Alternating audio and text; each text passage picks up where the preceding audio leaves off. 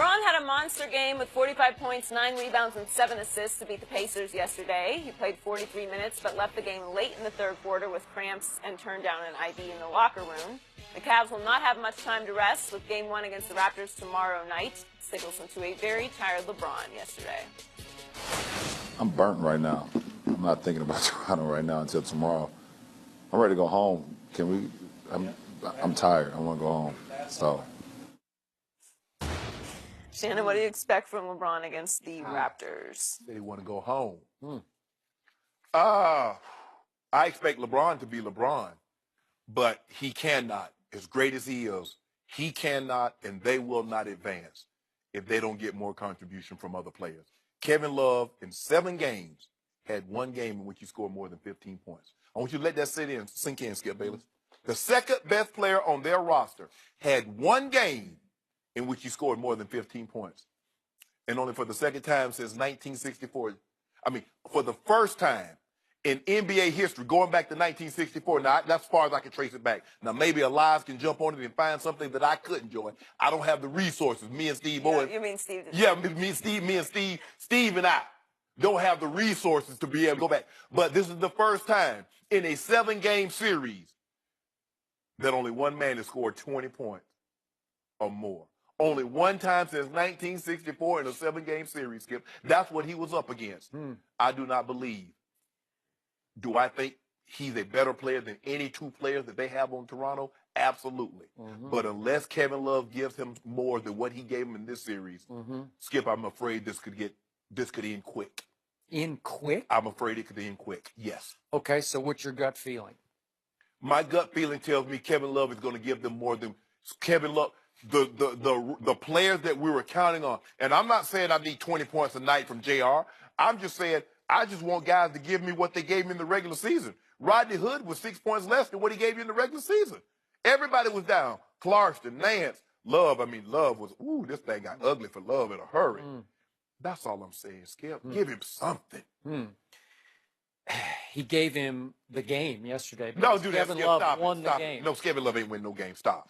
LeBron James checked out with quote-unquote cramps, and by the time he stepped back on the floor, Kevin Love made another 3. That's 8 quick points that he scored over that 5-minute stretch, and all of a sudden they went from up 1 to up 12, and the game was over thanks to Kevin Love. Love was in the air. Love is all around. All you needed was Love yesterday. You know it, No, and I don't. know No, it. I don't. He saved the season. He saved the game, and when it was time, he saved the king. God saved the king. No, Kevin Love saved the king. Way to go. You do realize that when he checked out with 1 minute, because he had played up until that point, he played all 12 of the first, all 12 of the second, and he had played 11 minutes. So he checked out with exactly 1 minute left in the third quarter. You do realize at that point in time, they were up by 1. LeBron James had scored 38 points while Kevin Love had 6. So I'm just trying to figure out where did that 6 trying way to in. tell you what happened when the door swung wide open for the Pacers to run through it. They shrank. They disappeared. Oladipo did not register a point or a stat while LeBron James was off the floor. And that just won't work because your star was not a quote-unquote star at that point. And yet, going forward, that was a tough psychological matchup for LeBron, and I do not blame him for being burnt last night. And I hope he went home and kicked his feet up and had a nice, relaxing evening.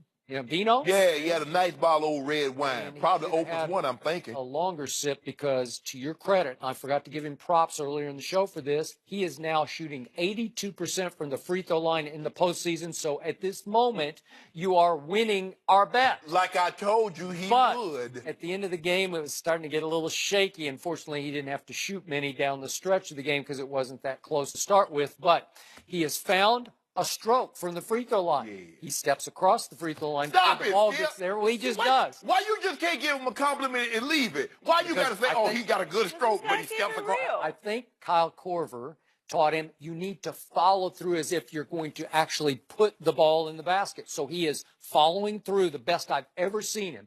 And it's the softest sort of sweetest stroke that he's ever had from the free throw line. Made It doesn't 22 look straight at awkward. one point. He did. He made 22 straight, and he kind of walks into the shot, so he crosses the line most of the time. But it's okay. Nobody's going to call that. It's okay, because that's the best he's ever shot free throws, and I think that will carry over into the next series. I still don't think he'll shoot 80%, but he's going to get close. He's going to get close. do. And I also think that Rodney Hood and Jordan Clarkson and Larry Nance Jr. got the first series playoff jitters out of the way, and I think they will all rise and shine in this series.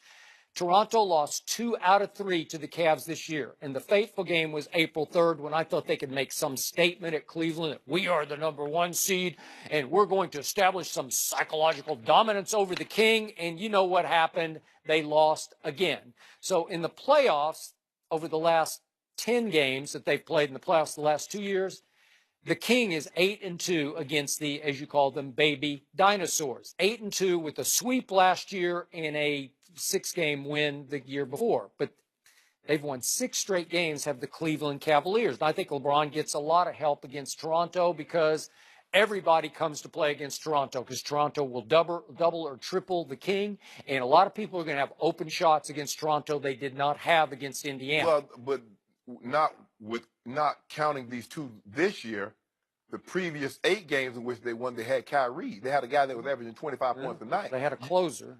Stop doing that. Skip, don't do that. Well, they did. Now, no, the closer is LeBron James. Now you've seen what he's done this series. I don't know what you saw the stats. They've been on everybody. You watch with the sound. See, I don't need the sound. LeBron James has hit more walk-off game winners in the playoffs than Michael Jordan. He's hit more. Don't get me started. Skip, I'm just telling you what the Skip. You and I might lie, but numbers ain't gonna lie. They are what they are. We don't have time to get back. We ain't got no time because guess what? He gonna have some more. Your guy can't get any more. So I'm going to predict. What are you going to predict? That LeBron James will sweep the Baby Dinosaurs once again. Here we go again. 2 straight years of sweeps. They're not for real. We keep it real. They are not for real. I know what you're trying to do, Joy. I know it's. No.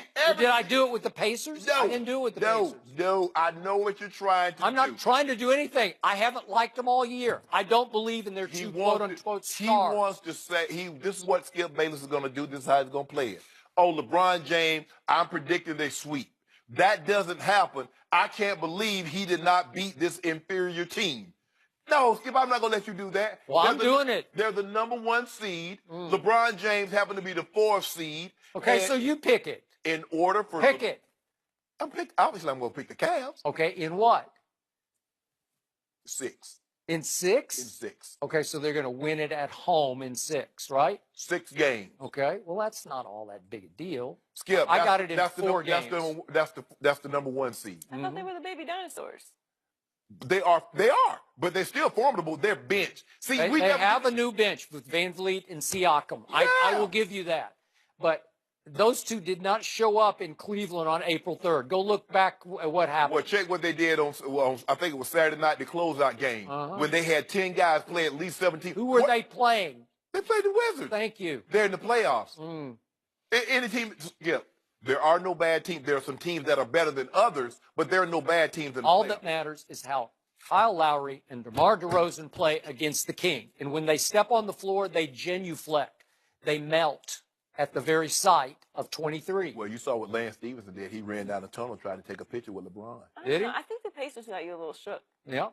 Did you lose a lot of faith? 42-11-7. And the grand total of 14 points and 4 wins. I'm a little nervous about the Baby Dinosaurs. Wait, I wish we played in the Heat. I feel a lot better if we played in the... Oh, my bad. I thought there were no bad teams in the playoffs. The average score of the last 10 playoff games between Toronto and Cleveland is 110-95 Cleveland. Thank you. With Kyrie. Game over. Will the Sixers win in Boston tonight? We'll discuss that next.